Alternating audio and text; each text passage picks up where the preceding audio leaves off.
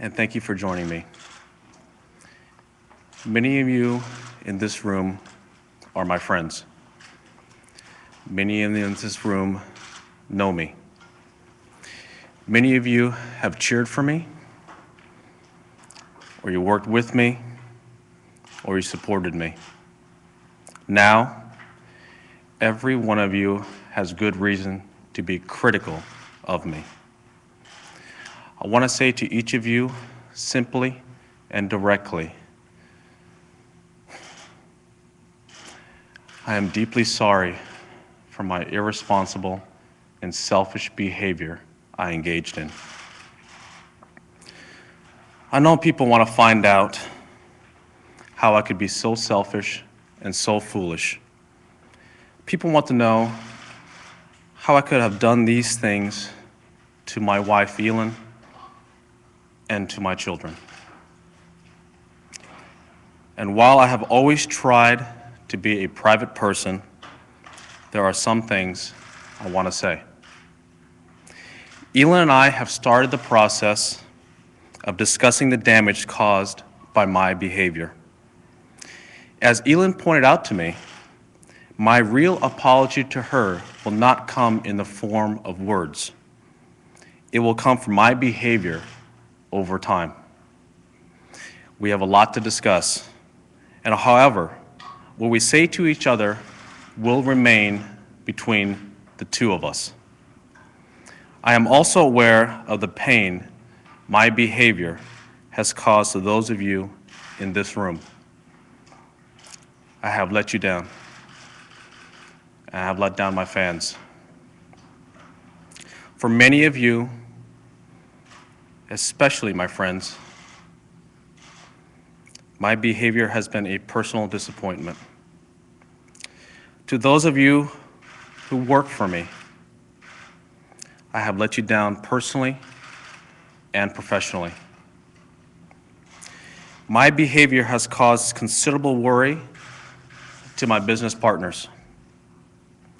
To everyone involved in my foundation, including my staff, board of directors, sponsors, and most importantly, the young students we reach, our work is more important than ever.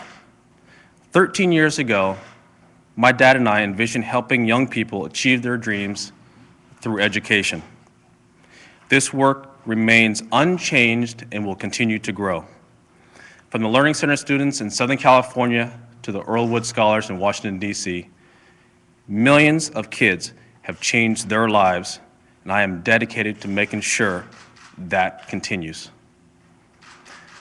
But still, I know I have bitterly disappointed all of you.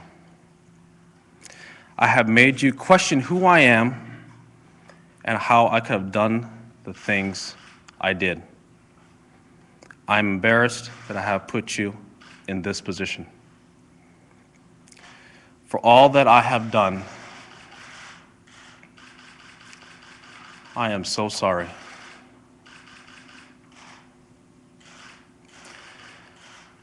I have a lot to atone for, but there's one issue I really want to discuss. Some people have speculated that Elin somehow hurt or attacked me on Thanksgiving night. It angers me that people would fabricate a story like that. Elin never hit me that night or any other night. There has never been an episode of domestic violence in our marriage, ever. Elin has shown enormous grace and poise throughout this ordeal. Elin deserves praise, not blame. The issue involved here was my repeated irresponsible behavior. I was unfaithful. I had affairs. I cheated. What I did is not acceptable, and I am the only person to blame. I stopped living by the core values that I was taught to believe in. I knew my actions were wrong, but I convinced myself that normal rules didn't apply. I never thought about who I was hurting. Instead, I thought only about myself. I ran straight through the boundaries that a married couple should live by. I thought I could get away with whatever I wanted to. I felt that I had worked hard my entire life and deserved to enjoy all the temptations around me. I felt I was entitled. Thanks to money and fame, I didn't have to go far to find them. I was wrong. I was foolish. I don't get to play by different rules. The same boundaries that apply to everyone apply to me. I brought this shame on myself. I hurt my wife, my kids, my mother, my wife's family, my friends, my foundation, and kids all around the world who admired me. I've had a lot of time to think about what I've done. My failures have made me look at myself in a way I never wanted to before. It's now up to me to make amends, and that starts by never repeating the mistakes I've made. It's up to me to start living a life of integrity. I once heard, and I believe it's true, it's not what you achieve in life that matters, it's what you overcome. Achievements on the golf course are only part of setting an example. Character and decency are what really count. Parents used to point to me as a role model for their kids. I owe all those families a special apology.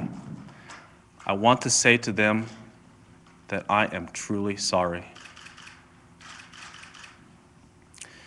It's hard to admit that I need help, but I do. For 45 days, from the end of December to early February, I was in inpatient therapy, receiving guidance for the issues I'm facing. I have a long way to go, but I've taken my first steps in the right direction. As I proceed, I understand people have questions. I understand the press wants to ask me for the details of the times I was unfaithful. I understand people want to know whether Elin and I will remain together.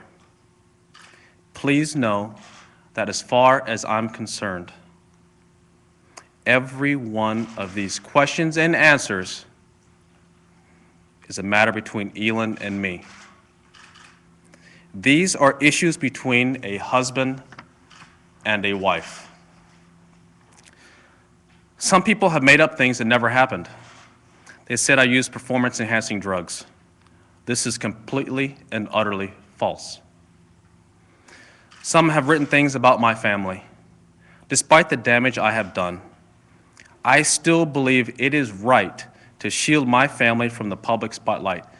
They did not do these things. I did.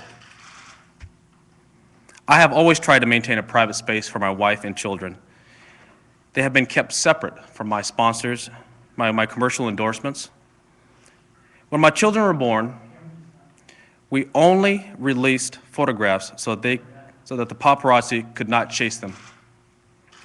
However, my behavior doesn't make it right for the media to follow my 2.5-year-old daughter to school and report the school's location. They staked out my wife and they pursued my mom. Whatever my wrongdoings, for the sake of my family, please leave my wife and kids alone. I recognize I have brought this on myself. And I know, above all, I am the one who needs to change. I owe it to my family to become a better person. I owe it to those closest to me to become a better man. That's where my focus will be. I have a lot of work to do, and I tend to dedicate myself to doing it. Part of following this path, for me, is Buddhism, which my mother taught me at a young age. People probably don't realize it, but I was raised a Buddhist, and I actively practiced my faith from childhood until I drifted away from it in recent years. Buddhism teaches that a craving for things outside ourselves causes an unhappy and pointless search for security. It teaches me to stop following every impulse and to learn restraint. Obviously, I lost track of what I was taught. As I move forward, I will continue to receive help because I have learned that's how people really do change. Starting tomorrow, I will leave for more treatment and more therapy. I would like to thank my friends at Accenture and the players in the field this week for understanding why I'm making these remarks today. In therapy, I've learned the importance of looking at my spiritual life and keeping in balance with my professional life. I need to regain my balance and be centered so I can save the things that are most important to me, my marriage and my children. That also means relying on others for help. I've learned to seek support from my peers in therapy, and I hope someday to return that support to others who are seeking help. I do plan to return to golf one day. I just don't know when that day will be. I don't rule out that it will be this year. When I do return, I need to make my behavior more respectful of the game. In recent weeks, I have received many thousands of emails, letters, and phone calls from people expressing good wishes. To everyone who has reached out to me and my family, thank you. Your encouragement means the world to Elin and me. I want to thank the PGA Tour, Commissioner Fincham, and the players for their patience and understanding while I work on my private life. I look forward to seeing my fellow players on the course. Finally, there are many people in this room and there are many people at home who believed in me. Today, I want to ask for your help. I ask you to find room in your heart to one day believe in me again. Thank you.